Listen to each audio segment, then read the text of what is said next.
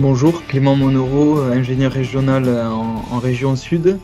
Je vais vous présenter les résultats blé tendre conduits en agriculture bio pour la campagne 2022-2023. Tout d'abord, un grand merci à tous les partenaires qui permettent au réseau XP Bio d'exister, d'avoir un nombre d'essais suffisamment important pour caractériser les variétés en bio. Donc là, je vais vous présenter les résultats provisoires sur 6 essais de la région sud. Donc on retrouve la variété Novik inscrite cette année à 118%. On va retrouver KWS Éternel aussi inscrite cette année à 111% avec des bons niveaux de rendement. On retrouve ensuite LD Cap à 105% et Glénan 104% qui sont les inscriptions de l'année. On a aussi testé dans le réseau XP Bio des blés de force inscrits cette année comme Constellum ou Galloway qui sont inscrits cette année dans le réseau conventionnel. Ce qu'on peut voir du regroupement des 6 premiers essais, on retrouve donc plutôt les variétés à bon niveau de rendement comme Novik, Génie, Éternel, LD Chêne qui ont une bonne capacité à faire de la production, du rendement, un peu moins à faire de la protéine. On retrouve un peu des profils intermédiaires cette année comme Galloway, Fortitium, Energo qui ont plus un profil, un compromis rendement et protéines. Et enfin, on retrouve à droite plutôt nos variétés un peu moins productives, mais avec des bonnes capacités à faire de la protéine.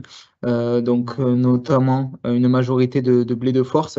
Donc on va retrouver Isalco, Cadlimo, Constellum, Adamus, Mosset et Togano, qui sont plutôt des blés productifs, peu productifs et bien en protéines.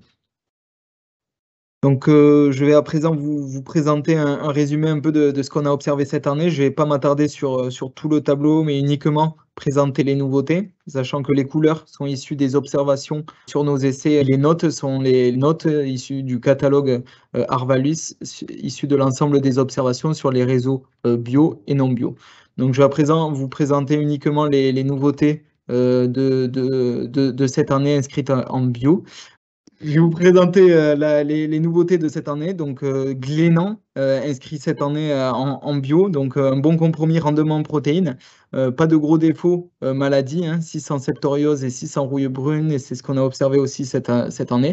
Cette année, on n'a pas eu de rouille jaune dans les essais, mais noté 6 en rouille jaune. On voit aussi que c'est un profil plutôt non barbu.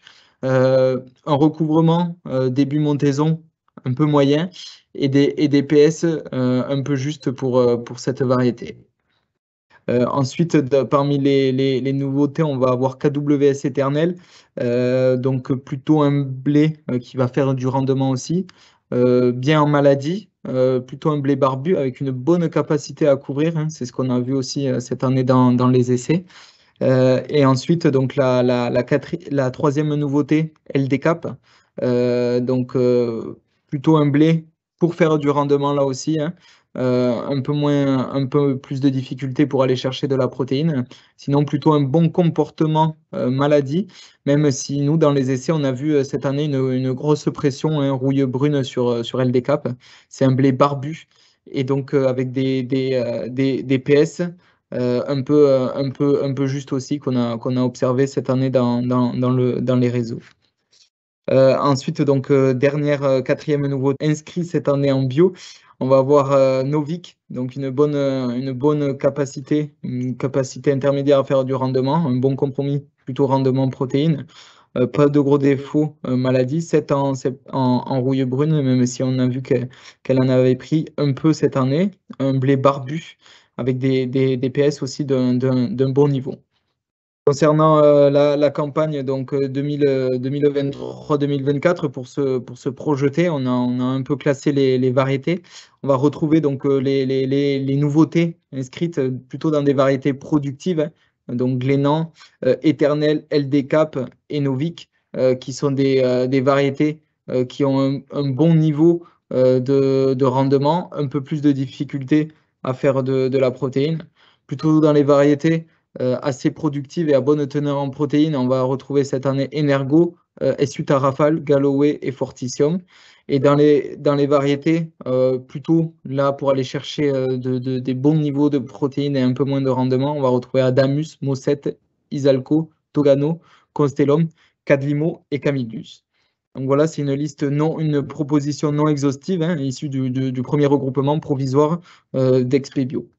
Vous pourrez retrouver l'ensemble des résultats d'Expebio et des résultats définitifs dans les préconisations régionales du Choisir, qui sera publié début août et qui sera en libre accès en téléchargement sur Arvalis Synco.